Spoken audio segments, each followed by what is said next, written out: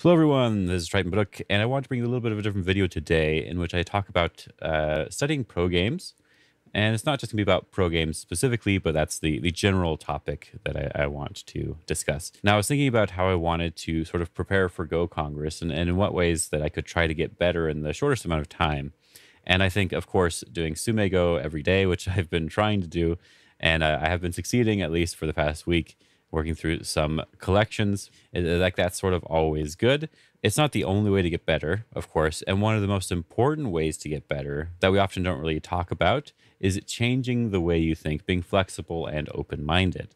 It's actually very simple to do this. It doesn't mean you will get stronger right away, but it is more of a simple thing that you can put into practice right now, and maybe within a month or two before Go Congress starts, anyone can get maybe just a little bit better or a little bit more solid or just put on a little bit of a better performance. And so we'll see if that ends up working for me or not. But I do remember when I was studying pro games and doing it this way, it was much better for me. Now, when I say comparing thoughts, it's just quite literally thinking of the move that you want to play versus the move that the pro ended up playing. Now, I got this idea. It's not really complicated, but I got this idea from a book, and I have it right over here. It is called The Inspiration of Pro from Oro Media, which does not exist anymore as far as I know, so you can't get this book anymore. But he was, I guess Kim Sung-rae was talking about how the students that are studying to become pro are not really studying pro games properly, even though it's a very important aspect to getting better. And what they were doing was more so memorizing sequences from games, which can be good in some ways, but it's not very, very good for becoming a professional player or becoming stronger, going to the next level, because it's the way you think about the game that's much more important.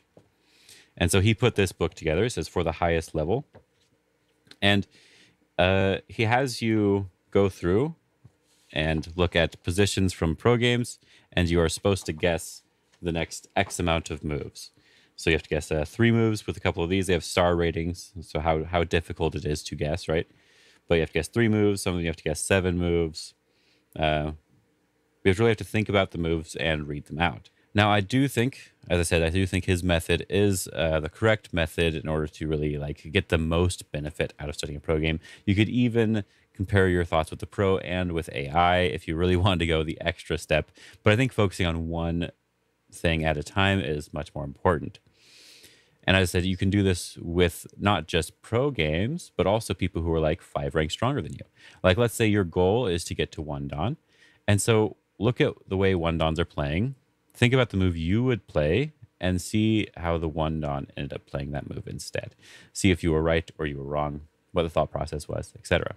Now, I do think, depending on your rank, just playing through pro games can actually be good. If you get out your real board and you have the Kifu, not like a digital version where you can click through one at a time, but the Kifu that has the numbered moves. So you have to try to find where the next move is, because that can develop your sense of direction at the very least, because you have to know where to look in order to find the next move. So that can be somewhat helpful in order to just develop your general sense of the game.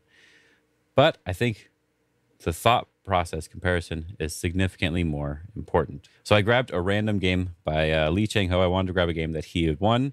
His games are very frequently featured in this book because of the time period that this book came out quite a few years ago. So I thought it'd be fun to get a modern Lee Chang-ho game and demonstrate a little bit about what I mean when it comes to studying these games like this. So here we are over in Sabaki. Now, I do suggest using a real board when you are going over the pro games, because playing the move, having to actually pick up a stone and put the move down allows you to have more chance to think about things versus being able to just click through a game or use your scroll wheel on a mouse, right? But for this purpose, since I can't set up a real board for my videos right now, this will work. Lee Chang-ho is playing as black here, and then his opponent is Kim Hyung-woo. I'm guessing that's close enough of a pronunciation. Sorry about that, but yes, Lee Chang-ho is black. I don't worry about the first 4 moves, of course. They should probably be played in the first four corners. So let's see what they decide to open with. Now, I have my own ideas and methods for how I like to look through these games and think about the moves. So when it comes to like the opening, it's not really as important for the first, maybe even for the first 10 moves or so. But if you really, really want to get a sense of how the professional player decides his moves in the opening, I think this is perfectly acceptable to try to guess, right? And so there's only really two moves here. I guess if I go to edit mode, I can put in some stuff. There's only really two moves here that I would expect. Because a 3-4 point is often the biggest it's a very efficient way to enclose a corner if they get one more move. So it's often the biggest move to make before approaching any 4-4s. So I would expect some sort of enclosure or some sort of approach, right? This is why I don't think the opening is too useful, at least the very early opening. But if you're really interested, you can try to study here as well. Let's see what Li Cheng-ho decides to play. He just decided to approach right away. And here we can get to sort of the first decision of the game, right? Now, because of AI, lots of things have actually simplified in the opening. So it's possible that they're going to do something very simple, like just playing the diagonal move, or maybe he's going to approach, right? But if you were playing this game, what would you expect your opponent to play, right? Like I mostly want to study Li Cheng-ho, so I'm not really looking towards what Hyung-woo is playing. When studying Joseki or deciding on a Joseki, I think it's fine to completely think about this before moving on. I think the most normal move is just to do the diagonal or the knight's move. He could also decide to approach the other 3-4 point. The simplest move, of course, is just the knight's move here. Pincer's possible, but I think the most common knight's move. And he wants to take the 3-3. See, this is why AI has changed things a little bit. You probably don't need to press down right away. So what I would want to do here is block on one of the sides. The traditional way to block would be R16, building the right side of the board. Or the more modern way could actually be to block at Q17, because you always have the ability to switch back to the right side and sort of close it off a little bit nicer. So in a more modern game, I would expect a Q17 potentially, if that's a style that they want to do, but I think it's the same no matter what. Either one should be fine. Let's see. I think I would expect Li Cheng-ho maybe to block the traditional way. Yes, the traditional block. And we see this knight's move, Joseki. And we just keep it very simple here. The next move that I would play right now, I probably would not want to respond in this corner anymore, though I think it would be fine to do so. The move that I would want to play is just pressing down on the left side now. You'd get a nice wall on both sides, but your opponent, I guess you do get sente for pressing down, so you'll probably even get to enclose afterwards, which seems quite nice, honestly. So let's see if he decides to do that. He's going to press down. No, he's just going to enclose first. I think lots of things are very possible for the opening, so you don't have to think too hard about why they decided to enclose instead. If you thought enclose was bad because you could press down left, all you have to think about is this, oh, this is just an option. This is a good enough option. So my idea would have just been to press down first. If he just crawls and jumps, then it makes it feel very powerful for me to take the corner enclosure. That doesn't mean you can't just enclose the corner right away, which is what Li Cheng-ho decided to do. Looks like there's a lot of variations in this file that I have. So maybe this is actually reviewed. I just downloaded it from GoKifu. But maybe this is actually reviewed somehow. But it's fine. Encloses. So I would then expect white to prevent the push down from happening, or to do this Atari and extend down. These are the two options that I expect the most. He does this one. All right. Normally, I am very comfortable with just taking 2 space here. You could also do the large knight, or even the small knight. But just taking a base here should be fine. Ooh, 3 spaces. Okay. Now this, I know 3 spaces is a little bit of an older way to play, Does white need to try to punish right away? It's a good question. If white jumps in, I know that the old Joseki was to attach. They hane, you extend. They do a tiger's mouth, or they run out, you turn, and then they extend here. If they do the tiger's mouth, you could also then capture the stone. But they could also kick, you extend down. Maybe be a little bit over concentrated, but you do get to capture the stone. But they do have the option to run out and fight. But this is black's area. Maybe that would be fine. White could also just Tanuki and go back to that big move I was talking about to the Atari and extend here, or even approaching, attaching any of these types of moves. I would probably expect that if there's no severe punishment for this 3-space extension, for him to just move on to the next area. And yes, he's going to Atari and extend down. Extending down is very important. You have to do that part. And so now we have finally gotten to a point where this is where studying the pro game becomes a lot more useful, in my opinion, because now there's a lot of options on the board. I guess there's still plenty of options that AI would be fine with, but now you can start comparing your thoughts to what the pro is thinking, how the pro likes to play. For me, I would be very, very tempted because of this exchange in the upper right to make a little bit of a base while expanding my potential on the bottom. I'm not exactly sure the correct spacing though, right? My initial instinct is this move here at Q11, but it's possible you may have to actually play a little bit closer. You could also push or knight's move here to come towards the center instead. But this is my inclination, is to want to play over here. My only other idea would be playing in the top left somewhere. But I think my personal style would be to play on the right side here. So let's see what Lee Ching-ho decided to do.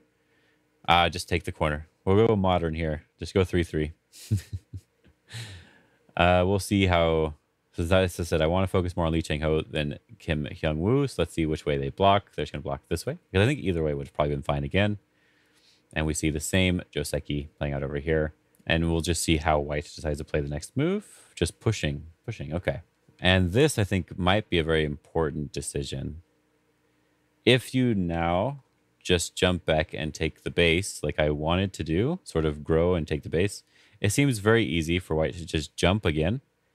And that makes it difficult to solidify the right side, in my opinion.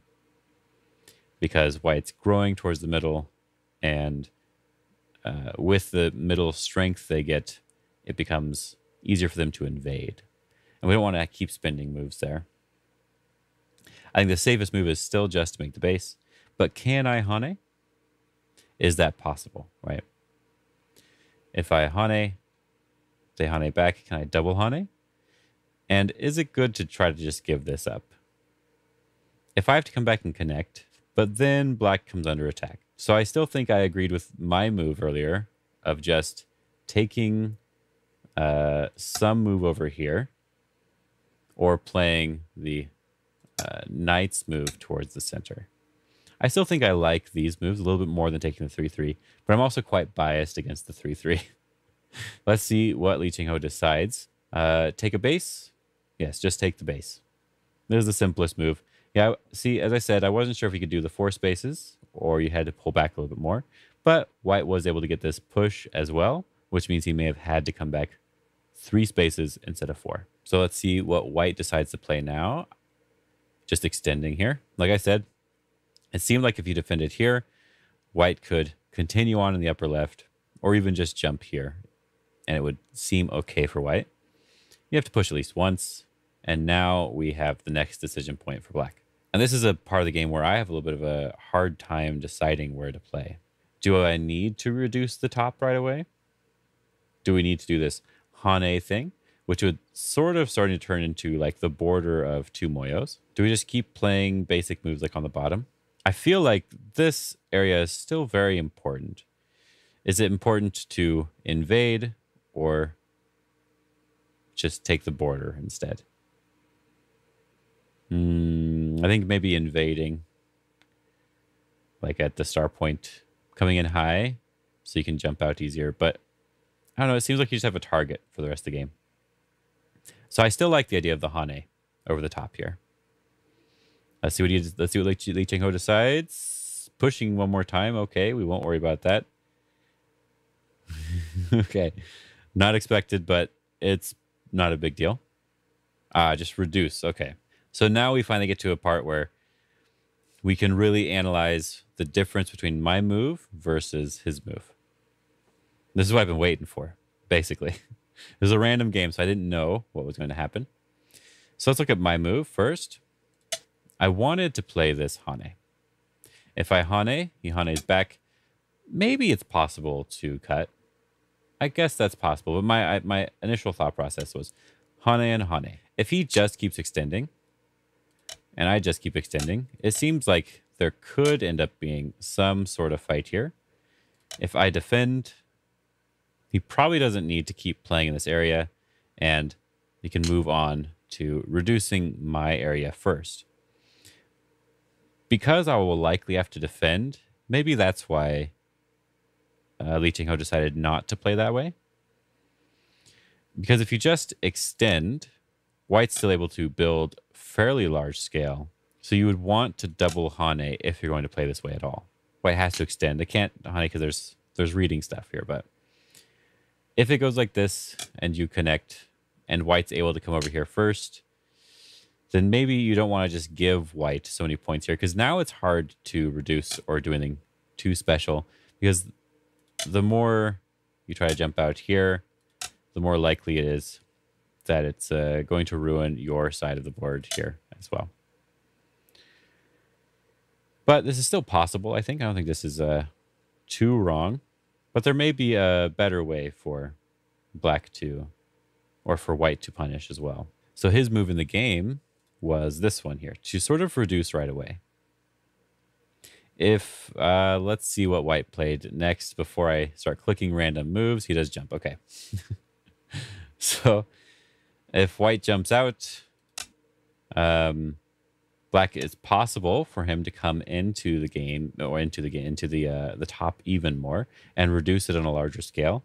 But this jump also makes it so that white could come over here and invade and attack this group to a severe degree.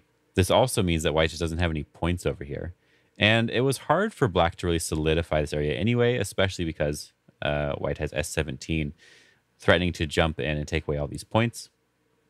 Black needed at least one more move here, and then needed to block at S16 in order to really have anything there. So I think this isn't a huge loss on black's part, but he is gaining a lot more by ruining the top side, making it sort of no points. Versus my move, where we're giving white the points. At least, yeah, giving white a lot of points. And there's no guarantee that I would have actually made any points here. White can still, let's connect here because there is a severe cutting point there, because white is very strong. White can still just come in and invade at the same exact spot.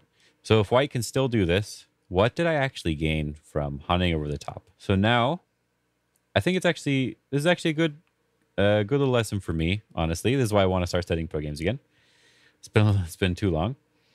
But just reducing here, was it this one? Yes, reducing this one. Of course, if white backs off here, now this Hane is a lot bigger of a deal because we have one more stone that we're moving towards. And this exchange for this move makes this top side a lot smaller than with the initial Hane. So this is a pretty good exchange for black. And now if white extends here, I can just connect. And even if we do fight here, black has so many liberties now, and also has attachments here, potentially in the future, that just running out here is going to be fine for black. And if we're fighting in this area with this little bit of extra strength, then I'm likely to be able to solidify some points here if I was playing. So this actually works with my idea of the Hane if white backs off. So you know what? That was really good. That was really good to think about. So next time I'm in a situation like this, I should consider the idea of reducing directly. Not invading, because I thought about invade as well. But I decided to sort of reduce and grow on my own side. But a more severe reduction seems a little bit more interesting. So look at a couple more moves, and then we'll stop for now. So he did end up jumping in the game. Black did actually end up jumping in more, so I was able to guess the next sequence, which I feel really good about. And white did actually try to attack black here. And so this is the next point where I probably should spend a lot of time. This is the last sort of idea that I want to talk about when it comes to studying these games, is that now is a good time to figure out like a proper sequence, right? We need to, I'm not gonna be able to do it, but we need to sort of save this group in a nice way. So we should have a sort of proper sequence to do so. And so I need to figure out what's the right way to save. Sometimes taking the base, them jumping out, then I can jump out is the right way to do it.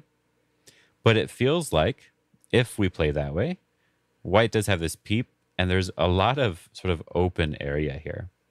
So I'm much more tempted to play towards the center right away, allowing white to take a base here. And what would be the next move, right? This is why studying pro games is good and doing it on your board, because you get to do some reading practice. And thinking through these moves is already beneficial to how you're going to end up playing your own games. We'll find out if I can figure something out here. My initial instinct would be this diagonal move. If white pulls back here, we could potentially push it down and create a wall, but it's still a little bit annoying with this R13 move. But white or black can just connect up, though it's a little bit sad. We don't want to give white too much strength on this side to try to attack our stones here. So we could also Tanuki here to be extra safe and just deal with this area. But seems a little bit questionable to do. So I like this diagonal.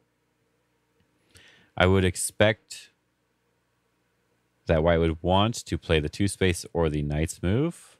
Knight's move is for attacking, but there's not really good follow-up, so I'll do like a 2-space here. And then I would think about pressing it down. So we're going to see how Li Cheng-ho is going to play extremely differently from what I was just thinking about. And so let's go in and look at this, and then we'll end the video. Yeah, he's just going to take the base. So this is the other idea that I was thinking about, was taking the base. That was the first one I talked about here. So my idea was just this one. If he does this, we can just press the stones down and create a sort of wall while saving the group. And I was thinking that this influence would potentially be helpful if these stones ended up getting attacked.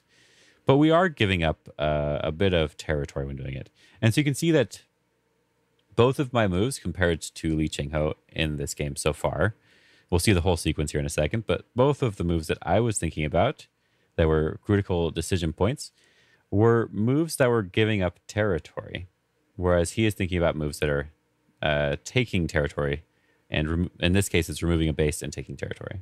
So maybe the move that I was worried about, this peep, is not as big of a deal as I thought. So let's see. He takes the base here. White probably has to just jump, or we're going to attach. Oh, okay, attach. This jump was too easy. Normally you hane, but in this case, you could probably back off because you have stones high here. Probably not hane on the inside, just backing off. Yep. Then you can press. This is a much more aggressive way of playing. And I would expect, this is sort of the shape I would expect here. You could also push, but the shape to sort of break white shape a little bit is this knight's move.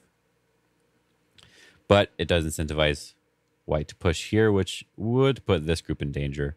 So I think I like this one, but pushing is also okay. Yep. Wedge and just living inside. See, this is why I would have been a little bit worried to do this. We do get more territory this way, but black just has to live inside here. There's no way to attack this group, obviously. There's potential to get some eyes over here. And I guess you can probably live. Let's see how he lives just to resolve this local fight before we leave here. Cut. Kick to make the eye shape. Wedge. So this is something we'd probably want to actually think about a lot, but I don't want to go into too much more detail for the video. And just making the eye shape here. This all seems to work, this wedge and stuff, because now there is like this push here, which opens up a lot more eye space. And it looks like there's just enough space to live. Let's see if he does live. I know he wins this game. I already knew that. I wanted to look at a game where he won. We just wedge, push, and make the eye space. White goes and defends, and black just comes out on the outside. Okay. There's actually a lot more that I can think about this game. Maybe I will study this game some more I was about to say off stream, offline, I guess. But I guess the two things that I want to think about here, and you can reaffirm or reconfirm, who knows, these ideas by looking at more games by the same player to see if this is a consistent style of play. They focused on a territorial taking move and just living with this group and not worrying. And then over here as well, they focused on a move that's a lot more strong in reducing white's potential rather than doing the Hane over the top, trying to grow. As we investigated, the Hane over the top would have made it easy for white to gain the points on the top and just invade on the right side. There's no guarantee I was able to turn that into profit. So I hope this video was actually kind of interesting for you, and I hope it gave you some ideas for how to study a little bit on your own. It's okay if you're wrong about what the moves mean or why the moves were being played. The only thing is you need to come up with some sort of idea, right? I need a reason for it. And the simplest reason, as I said for these, is more territorial focused. There's no guarantee with my move. There's more of a guarantee with his move. Same with the other side. I was building a lot of influence later on. With my idea here, I get a lot of influence and strength in the center, but that's not a guarantee of territorial. I get a good territorial gain, and there's no guarantee I'm going to be able to turn all this into a moyo or points in any way. Now, is this better than the move he played, or is his move better? That part doesn't really matter. All I'm doing is comparing my idea with the professional's idea. And you can do this, as I said, with any rank you want to, just a few ranks stronger than you, the goal rank that you have. You want to be 1-dan. We'll look at 1-dan games and compare your moves to their moves. I hope you enjoyed this video. It's a little bit more of a casual discussion video, but let me know if you really enjoyed this and maybe I can make more of them. But before we go, I want to say a quick thank you to the people who are supporting me on Patreon. I believe I've gotten 2 more people that I need to add to this list, and so I will be doing that by the next video. And I'm very happy to see my Patreon grow, and it is because of you guys and your support that I was able to pay for Go Congress, and that I will be seeing whoever is also going to US Go Congress, and we can get to hang out and have a bit of fun. Hopefully I even play okay in the tournament. I hope you enjoyed this video, and I hope you're having a good day. Have fun.